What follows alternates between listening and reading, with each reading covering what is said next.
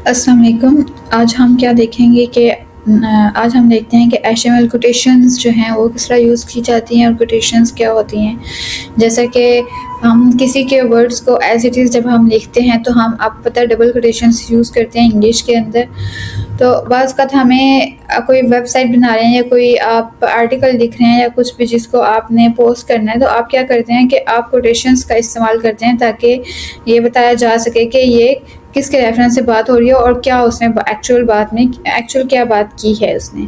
तो हम क्या करते हैं, हम डबल कोटेशंस का इस्तेमाल करते हैं। तो हम क्या करते हैं, कंप्यूटर के अंदर भी कोटेशंस यूज़ होती हैं। एचटीएमएल के अंदर हम कुछ टैग्स होते हैं उनको देखते हैं कोटेशंस के लिहाज से कि वो किस तरीके से काम करते हैं। ठीक है, जैसा कि अभी मैंने एक आपके सामने एक रैंडमली एक पैराग्राफ लिया है और इसमें हम देखते हैं कि हम कहाँ पे कैसे कोटेशंस जो हैं वो यूज़ करते हैं और हम कौन से टैग्स इसके अलावा और यूज़ करते हैं। थोड़े से और टैग्स जानेंगे हम, क्योंकि हम अभी एचटीएमएल को पढ़ रहे हैं और हम ये देख रहे हैं कि इसमें कौन-कौन से टैग्स यूज़ करते हैं। ये टैग्स एक तो आपको डॉक्यूमेंट्स बनाने के लिए इस्तेमाल किए जाएंगे। डॉक्यूमेंट से मुराद ये है कि आप जो उसका स्ट्रक्चर बना रहे हैं, आप जो वेबसाइट बना रहे हैं वो तो आप बना ही रहे हैं, ठीक है। वो तो आपको और जो यूज़र्स होंगे आगे आने वाले, जहाँ जब आप पोस्ट करेंगे वो तो उसको देख रहे हैं, उसकी उसकी लुक को आप वो तो देख ही रहे हैं, वो तो आप टैग्स यूज़ करेंगे ही करेंगे। उसके अलावा ये टैग्स आपको ये प्रोवाइड करते हैं सहूलत कि अगर आप नेक्स्ट में अगर आप किसी और डेवलपर के पास जाते हैं या आप खुद से ही बाद में कुछ काफ़ी टाइम के बाद अगर आप कुछ चेंजेस करना चाहते हैं अपनी वेबसाइट के अंदर, तो आपको ये समझने में आसानी हो कि कौन सा टैग किस चीज़ के लिए यूज़ किया गया था। क्योंकि जिसे हम एड्रेस लिखते हैं या कोई भी चीज़ लिखते हैं तो हमें वहाँ पे मेंशन करना पड़ता है कि हम ये चीज़ यहाँ पे लिख रहे हैं, ठीक है। तो हमें उसके अंदर जो है कुछ चीज़ें ताकि हमें खुद याद रहें उसके लिए हम यूज़ करते हैं। तो ये हमें दोनों तरीके से फ़ायदा देती है। एक तो आपको अपने जो आपने कोड लिखा है उसको, उसके टैग्स को आप पहचान सकते हैं कि अच्छा ये टैग जो है हाँ ये इसके लिए यूज़ किया गया था, ठीक है। अगर आप वहाँ पे कुछ चीज़ ऐड करना चाहते हैं, ठीक है, तो आप अपने अपने रिमाइंडर के लिए आप ऐसा करते हैं और साथ में वो टैग्स जो है वो एक स्ट्रक्चर आपको फ्राहम करता है जिससे जो यूज़र है वो उसको देख सकता है। तो अभी हम देखते हैं कोटेशंस के बारे में। हम देखना चाह रहे थे कि कोटेशंस क्या होते हैं। तो कोटेशंस देखें दो तरह के होते हैं। एक होता है कि पूरा सेक्शन अगर आपने कोई कोट करना हो किसी का, यानी कि एक पैराग्राफ या उससे ज़्यादा हो, तो आप क्या करते हैं कि कोटेशन जो है वो यूज़ करते हैं। बाज़ वक़्त आप क्या करते हैं, आप किसी के एक दो लाइन होती है यानी कि शॉर्ट कोटेशन होती है, तो हम उसके लिए भी यूज़ करते हैं। तो हम दोनों तरीक़ों से देखते हैं कि अगर आपने सेक्शन कोटेशन करनी हो या आपने कोई पैराग्राफ करना हो कोटेशन में उसे लेके आना हो, तो आप क्या करते हैं, आप उसके लिए क्या यूज़ करते हैं, ये हम देखेंगे, ठीक है। तो अभी हम कहते हैं कि अगर आपने पूरे पैराग्राफ के लिए देखना हो, ठीक है, अगर आपने फुल किसी चीज़ को कोड करना हो, फॉर एग्जांपल अगर मैं ये चाहती हूँ कि मैं इस पूरे पैराग्राफ को कोड करना चाहती हूँ, ठीक है, तो हम क्या करेंगे, इसके लिए ब्लॉक कोटेशन यूज़ होती है, ये सेक्शन कोटेशन हम इसे कहते हैं। तो इसके लिए हम इसके लिए हम क्या करते हैं, हम ब्लॉक कोड का यूज़ करते हैं, ठीक है। और हम नहीं, क्योंकि हम ये क्या करते हैं, हम उसको ब्लॉक के वो ऑलरेडी एक पैराग्राफ है तो इसलिए हमने इसको कोड कर दिया और हम देखते हैं ये ऐसे नज़र आता है। क्योंकि अभी देखें पहले पैराग्राफ कैसे आपको नज़र आ रहा था, ठीक है, फुल उसने विड्थ ली हुई थी यहाँ से सब कुछ। अब आपने उसने क्या किया, उसने ये वाला पूरा ये जो पैराग्राफ मैंने उसको दिया है 2 लाइन है वैसे, लेकिन अगर आप यहाँ पे इसी को हम अगर डुप्लीकेट कर लेते हैं ताकि पता चल सके कि हमने इसको हम ज़्यादा यानी कि देखने के लिए कि ये किस तरीके से इसने काम किया है, तो हम क्या करते हैं, हम इसी को डुप्लीकेट कर लेते हैं, ठीक है। और कंट्रोल एस किया सेव के लिए, सेव आपने लाजमी करना है। और अब आप देखें ये है आपका जो पैराग्राफ जो आपने कोड किया है, ठीक है। अभी कहते हैं ब्लॉक कोटेशन या सेक्शन कोटेशन, ठीक है। इसके अलावा जिस तरह अभी ये लाइन मैंने छोड़ दी, क्योंकि मैंने सिंपल कोटेशंस भी आपको दिखानी थी कि सिंपल कोटेशन क्या होती है।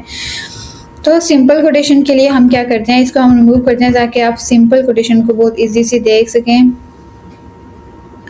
हम क्या करते हैं कि जो आपकी सिंगल कोटेशन होती है उसके लिए हम जो टैग यूज़ करते हैं वो जस्ट क्यू का टैग होता है, यानी कि कोटेशन, और उसे हम क्या कहते हैं कि ये शॉर्ट कोटेशन के लिए इस्तेमाल की जाती है। तो ये मैंने टैग हटा दिया था, सॉरी, इसको, ये ब्लॉक कोटेशंस का था। अभी हम देखेंगे कि सिंपल जो कोटेशन होती है उसके लिए हम क्यू का टैग यूज़ करते हैं, मीन्स शॉर्ट कोटेशन के लिए।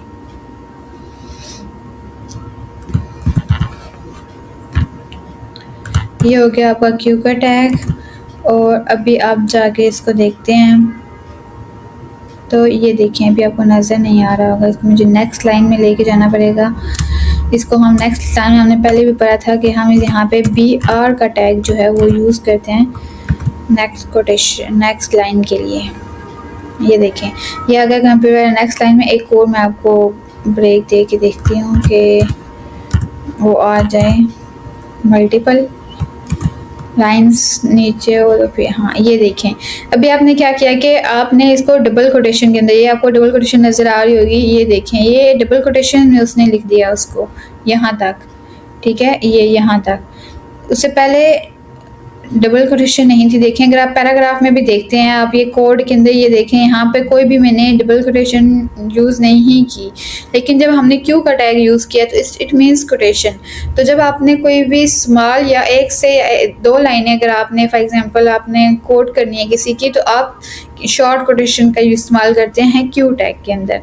लेकिन जब आपने मल्टीपल लाइंस करनी है या पैराग्राफ अगर आपने करना है तो आप क्या करते हैं, आप ब्लॉक कोटेशन को यूज़ करते हैं या सेक्शन कोटेशन को आप यूज़ करते हैं, ठीक है। इसके अलावा आप क्या करते हैं कि आपने कोई भी चीज़, कोई भी आपने टैग ऐसा यूज़ करना है जिसमें एब्रीविएशन यूज़ हो रही है, ठीक है, तो फिर आप क्या करते हैं कि जिस तरह हम यहाँ पे इनको अल्बर्ट आइंस्टाइन को नहीं रहने दें, इसको हम करते हैं,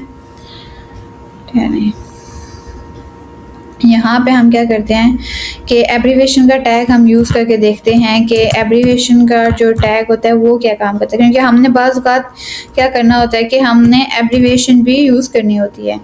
तो हम सॉरी क्लोज, ठीक है, ओपनिंग और क्लोजिंग में आपका आ गया, लेकिन आप क्या करते हैं, आप इसके अंदर टाइटल को यूज़ करते हैं, ठीक है, आप यहाँ पे टाइटल को यूज़ करते हैं ताकि आपको पता रहे, याद रहे कि आपने इसको किस तरीके से काम करना था। यहाँ पे अगर आपने इसको ऐसे किया, अल्बर्ट आइंस्टाइन को आपने यहाँ पे अगर आप इसकी एब्रीविएशन लिखना चाहते हैं, ठीक है, यहाँ पे आप कुछ भी लिख सकते हैं, लेकिन अभी फ़िलहाल मेरे पास यही है तो हम इसको इसमें करके देखते हैं कि अगर आप एब्रीविएशन यूज़ करते हैं तो उसको किस तरीके से यूज़ करते हैं। ये देखें, ये यहाँ पे आपने एब्रीविएशन यूज़ की, आप यहाँ पे उसको लेके जाएंगे ऐसे, उसके ऊपर ऐसे रखेंगे तो वो आपको बताएगा कि ये इससे क्या मुराद है।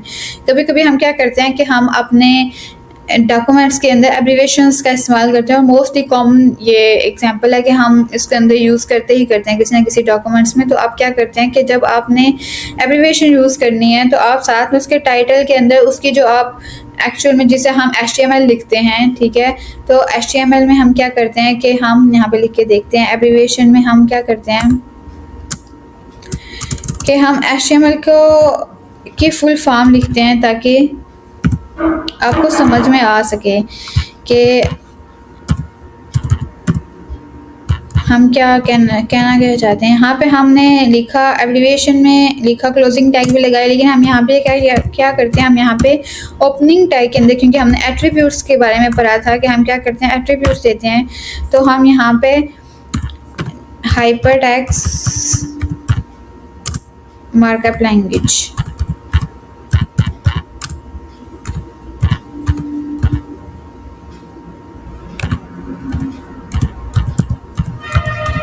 हाइपरटेक्स्ट मार्कअप लैंग्वेज, तो हम इसकी एब्रीविएशन यहाँ पे लिखते हैं कि HTML,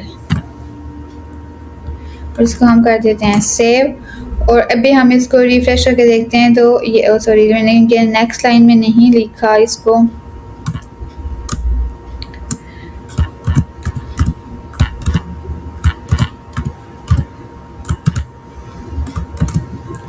आपने BR का टैग यूज़ किया, उसके नेक्स्ट लाइन में ये देखें HTML, तो ये HTML का मतलब क्या होता है कि हाइपर टेक्स्ट मार्कअप लैंग्वेज। तो आप इस तरह के एब्रीविएशंस भी यूज़ करते हैं इसके अंदर। उसके अलावा और भी कुछ टैग्स होते हैं, जैसे एड्रेस के, तो एड्रेस भी टैग होता है, वो आप खुद यूज़ करेंगे, ठीक है। मैं यहाँ पे आपको बता देती हूँ कि जो एड्रेस जो टैग होता है वो भी हम यूज़ करते हैं एड्रेस लिखने के लिए। वो भी सेम अब क्या करता है, वो आपको थोड़ा इटैलिक कर देगा और ताकि आपको पता चल सके कि इसका एड्रेस ये है। इसके अलावा और भी कुछ टैग्स यूज़ होते हैं। ये तो हमने पढ़ना था कोटेशंस के रिलेटेड, के सिंगल कोटेशन जब हम करते हैं तो हम कौन से टैग यूज़ करते हैं, डबल कोटेशन के लिए क्या टैग यूज़ करते हैं। फिर उसके अलावा हम एब्रीविएशन आ रहा था, हम उस जहन में तो हमने वो भी देख लिया कि एब्रीविएशन के लिए भी हम कौन सा टैग यूज़ करते हैं एब्रीविएशन के लिए। उसके अलावा आपको मैंने बताया कि एब्रीविएशन के अंदर आप क्या करते हैं कि उसको, क्योंकि हमने अब एब्रीविएशन HTML आपने लिखा, लेकिन उसके बारे में हमने इंफॉर्मेशन देनी है कि इसकी फुल फॉर्म क्या है। तो हम क्या करते हैं, हमने यानी कि एब्रीविएशन की हमने कुछ इन्फॉर्मेशन देनी है। तो इसके इट मीन्स के यहाँ पे कोई ऐसा आएगा एट्रीब्यूट इस टैग के अंदर, तो हम वहाँ पे आप टाइटल के नाम से एट्रीब्यूट लिखते हैं कि इसका ये टाइटल है, ये इसकी फुल फॉर्म है, जो हम शो करवाना चाहते हैं कि अगर कोई यूज़र अपना कर्सर उस पर लेके जाए ताकि उसे पता चले कि ये इसकी फुल फॉर्म क्या है, ये किस चीज़ की एब्रीविएशन है। तो हम इन चीज़ों को यूज़ करते हैं अपने टैग्स के अंदर। तो अभी हम नेक्स्ट लेक्चर में और मज़ीद टैग्स को जानेंगे और देखेंगे। अभी यहाँ तक के लिए इतना ही था। ओके, अल्लाह हाफिज़।